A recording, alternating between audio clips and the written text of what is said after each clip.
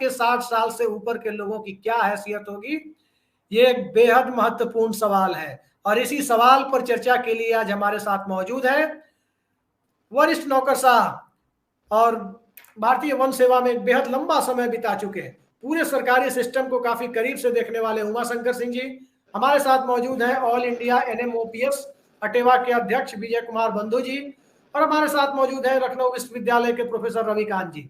थोड़ी देर में हमारे साथ जुड़ रहे हैं all India railway employees association के राष्ट्रीय अध्यक्ष शिव गोपाल मिश्रा जी। शुरुआत विजय कुमार बंधु जी मैं आपसे कर रहा हूं। आज की परिस्थितियों में जैसा आपने अभी निजी तौर पे बताया कि 13 लाख के करीब उत्तर प्रदेश में ही सरकारी कर्मचारी हैं।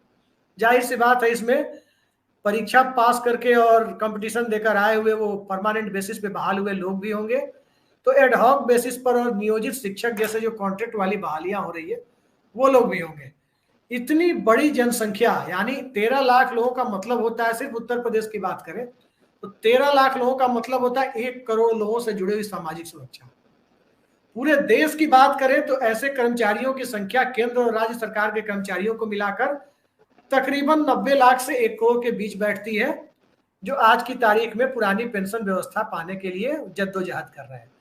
आप अब क्या लगता है आपको, जिस प्रकार से हिमाचल में प्रतिभा सिंह ने ऐलान किया है कि सत्ता में आते ही पुरानी पेंशन व्यवस्था बहाल कर दी जाएगी, और जिस प्रकार से भगवंत मान हो या अशोक गहलोत हो, हेमंत सोरेन हो या भूपेश बघेल हो, जिस प्रकार से नॉन बीजेपी गवर्नमेंट ने इस व्यवस्था की बहाली की है, आने वाले समय में सरकारी कर्मचारी इस मांग को लेकर किस हद तक जाने के लिए तैयार है? सरकार से लड़ाई लड़ने के लिए अगले चरण में आपके पास क्या रणनीति है?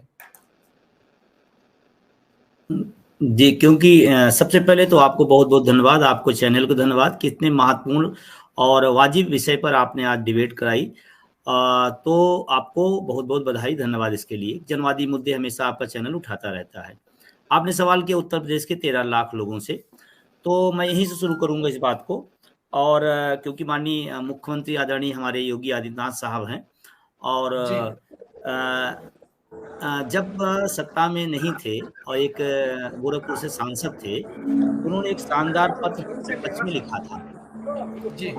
ये पत्र है 21/5/13 का है, 21/5/13 का है, जब मनमोहन सिंह जी प्रधानमंत्री थे। वो शानदार पत्र है, मैं आपके पास भेज भी दूंगा।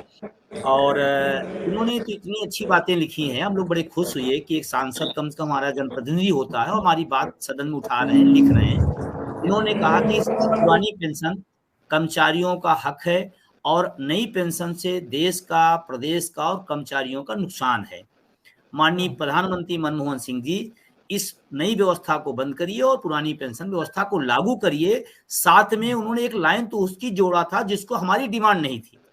उसमें लिखा उन्होंने खूबसूरत तरीके से कि एनपीएस में जो पैसा जमा है वो वापस विद इंटरेस्ट, विद ब्याज वापस किया जाए कर्मचारियों को। ये माननीय हमारे मुख्यमंत्री साहब ने लिखा। अब मैं कह रहा हूं 13 में आपने लिखा, ठीक है, आप उस समय सांसद थे, अच्छी बात है, मैं स्वागत करता हूं। आज आप मुख्यमंत्री हैं, तो आप 13 लाख जैसे उत्तर प्रदेश के कर्मचारी हैं, आपके अंदर में हैं, प्रदेश के विकास में काम कर रहे हैं, तो आज आप क्यों नहीं लागू करें? पहला एक सवाल उठा करता था, जब शुरुआती दौर में आंदोलन को मैंने शुरू किया तो 2 लाइन लोग बोलते थे कि तो केंद्र का विषय है, राज्य का विषय नहीं। अभी 4 राज्यों ने करके इस विषय को खत्म कर दिया फिलहाल, कि केंद्र का विषय केंद्र के कर्मचारियों के लिए, राज्य के कर्मचारियों के राज्य का विषय है, तो वो भी अब बात खत्म हो गई है। दूसरी बात मैं आपसे करना चाहता हूँ, डबल इंजन की सरकार है। अभी तक 4 राज्यों में एनएमओपीएस के संघर्ष से 4 राज्यों के अंदर अभी राजस्थान, छत्तीसगढ़, झारखंड और पंजाब कराया।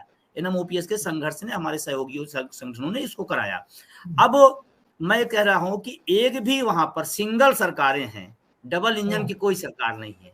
और आप तो केंद्र में बैठे हो, आप राज्य की बात नहीं करते। जैसे अभी स्टेटमेंट की बात मैं करूं, अनुराग ठाकुर साहब का, हमारे माननीय वित्त राज्य मंत्री हैं, और उन्होंने सदन में क्या बयान दिया कि एनपीएस वापस नहीं हो सकती, ऑन रिकॉर्ड होता है, सदन की कार्रवाई तो ऑन रिकॉर्ड होती है, वहां पर दिया। आज हिमाचल में जब चुनाव हो रहा है तो उन्होंने कहा कि कुछ बड़ा होने वाला है, ये परसों का बयान उनका है, कुछ बड़ा होने वाला है और बीजेपी के घोषणा पत्र में आएगा। मैं बड़ी विनम्रता से कहना चाहता हूँ, जो पार्टी सत्ता में है वो 5 साल सत्ता में रही, हम लोग संघर्ष करते रहे, लड़ाइयां लड़ते रहे, 3 मार्च को शिमला में हम लोगों ने लाखों की रैली की, उसमें लाठी चार्ज हुआ, उसमें फव्वारे चलाए गए, ठंडियों में हमारे ऊपर फव्वारे चलाए गए ठंडे पानी से, और FIR तक दर्ज की गई। 5 साल आप थे तब आपने कहा, आप सरकार में होते घोषणा पत्र तो विपक्ष लाता है, सत्ता पर तो अपनी पक्ष की बात करता है। एक बात और, अभी ये लॉलीपॉप दिखाया जा रहा है कि हम कर सकते हैं, तो हम कहते हिमाचल के लिए क्यों कर रहे हैं? आप तो देश में हैं, पूरे देश के लिए लागू कर दी, बात ही खत्म हो गई, बात ही खत्म हो जाए। हम तो माननीय प्रधानमंत्री। विजय बंधु जी, मैं अभी आपके पास आऊंगा, सिर्फ सारी दिलचस्प जानकारियां आपने दी है। विजय बंधु जी, अगर कोई व्यक्ति विधायक और बनता है तो उसकी पेंशन बरकरार है, वो एक बार भी विधायक बना उसे पेंशन मिलेगी। अगर कोई व्यक्ति, हमारे ही बिहार की बात मैं कर रहा हूं जहां से मैं आता हूं, 9 बार विधायक थे, विधानसभा स्पीकर रहे, हाल ही में उनका देहांत हुआ है सदानंद भाऊ का। 1 लाख रुपए से ऊपर उनकी पेंशन हुआ करती थी।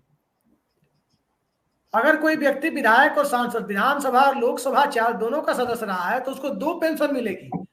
और अगर कोई व्यक्ति विधानसभा, विधान परिषद, लोकसभा, राज्यसभा चारों जगह रहा है तो उसे 4 पेंशन मिलेगी। यानी लालू प्रसाद, सुशील मोदी, इस तरह के जो लोग हैं इस देश में, जो चारों हाउस घूम करके आए हैं, उन्हें 4 पेंशन मिलेगी अगर वो कुछ नहीं रहेंगे तो उस परिस्थिति में क्या आपको नहीं लगता कि सरकारी में कर्मचारी जो है या कंपटीशन की तैयारी करने वाले जो लड़के हैं, उन्हें सब पढ़ाई लिखाई छोड़ करके कोटा, मुखर्जी नगर, ये सब जो सेंटर है, सबको बंद करके छोड़ करके सांसद विधायक बनने के लिए ही जाना चाहिए? बिल्कुल सर, आपने अच्छा सवाल उठाया, और मैं आपको थोड़ा सा जानकारी दे दें। इस देश के राष्ट्रपति का जो वेतन होता है 5 लाख रुपए होता है, और अब तो हम लोग के जन आंदोलन बनाने पर, दबाव बढ़ने पर, भूतपूर्व मुख्यमंत्री बादल साहब पंजाब के 6.25 लाख पेंशन है, 10 बार विधायक, 4 बार सांसद, 6.25 लाख रुपए, राष्ट्रपति के वेतन से भी ज्यादा। और जबकि वो आधा पंजाब के राजा हैं बादल साहब। इसी तरह से देश भर में, तो जब मैं डिबेट में बोलता हूं तो हमारे जो राजनेता लोग रहते हैं कहते हैं आप अपनी बात रखो। हमने कहा हम अपनी बात रखने आए हैं, लेकिन आप जब मुझे मना करते हो तो मुझे रखना पड़ता है। मेरा आंदोलन मेरी पेंशन की बहाली के लिए है, आपको बंद कराने के लिए, लेकिन तर्क तो दिया जाएगा। और अभी मैं आपको बता दूं, अभी इसी दबाव में पंजाब सरकार ने एक पेंशन की व्यवस्था लाई जिसको राज्यपाल साहब ने वापस कर दिया था। उसके बाद में उन्होंने स्वीकार किया। अभी मैं आपको एक जानकारी और दूं कि ये तो पेंशन है sir, 1 pension, 2 pension, 3 pension, 4 pension. मजे की बात है कि वेतन और पेंशन साथ साथ। ये दुनिया की इकलौता देश है जहां वेतन और पेंशन एक साथ हमारे मान नहीं लेते। हम तो रिटायर होने के बाद वेतन, मुझे नहीं पता था। भैया बंधु जी जरा इसे स्पष्ट करें, मुझे मेरी जानकारी में नहीं था। यानी कोई व्यक्ति, मान लीजिए कोई व्यक्ति विधायक रहा और आज की तारीख में सांसद है, तो सांसद का वेतन भी वो लेगा और विधायक का पेंशन भी लेगा।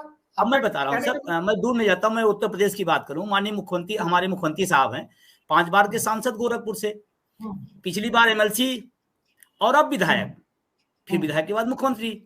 तो अब उस सांसद का वेतन, पेंशन, MLC का पेंशन और विधायकी का वेतन, इसी तरह तमाम सारे। मतलब आपके कहने का मतलब ये है कि नरेंद्र मोदी जी मणिनगर से विधायक रहे हैं 3 बार, वहां का पेंशन भी वो ले रहे हैं और दिल्ली में बताओ सांसद वेतन भी ले रहे हैं। सांसद का बताओ वेतन ले रहे हैं, विधायक रहे हैं और अभी सांसद है तो वेतन भी ले रहे हैं, पेंशन भी ले रहे हैं। दुनिया का इकलौता देश है यहाँ पर माननीय एक साथ वेतन और पेंशन दोनों लेते हैं, और हम तो रिटायर होने के बाद 1 पेंशन की बात कर रहे हैं। वो भी मेरा हक है, सुप्रीम कोर्ट ने बोला है हमारा पेंडिंग वेतन है। हम कोई, ये सुप्रीम कोर्ट ने इसको बोला है पेंडिंग वेतन है, हमारी पेंशन पेंडिंग वेतन है, और हम उसकी बात कर रहे हैं। और आप हमें क्या बता रहे हो, भार हैं। मैं तो कहता हूं अगर भार हैं तो हम तो आए नौकरी करने ना, हम तो नौकर हैं, हम वेतन, भत्ते, पेंशन इसके लिए आए हैं। आप तो कहते हो जनसेवक हैं, तो जनसेवक को इस सब चीजों की क्या जरूरत है? और अभी एक बहुत गंभीर सवाल मैं आपके इस चैनल पर उठाना चाहता हूं, क्योंकि ये बहुत बड़ा विषय है। अभी एक कल का एक लेटर आया है हमारे हिमाचल के प्रदीप ठाकुर, जो हमारे प्रदेश अध्यक्ष हैं, जो पूरा आंदोलन को, मूवमेंट को बड़े जद्दोजहद के साथ कर रहे हैं।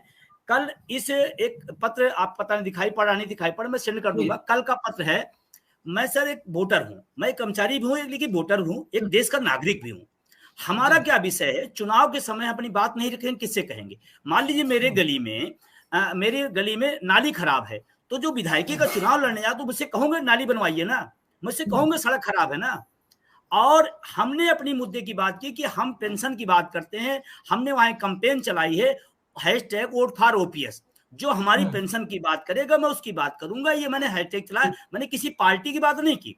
और हमने बाकायदे उसमें मतदाता जागरूकता अभियान के तहत ये बात करें कि अधिक से अधिक मतदान करिए, अपने मुद्दे पर मतदान करिए।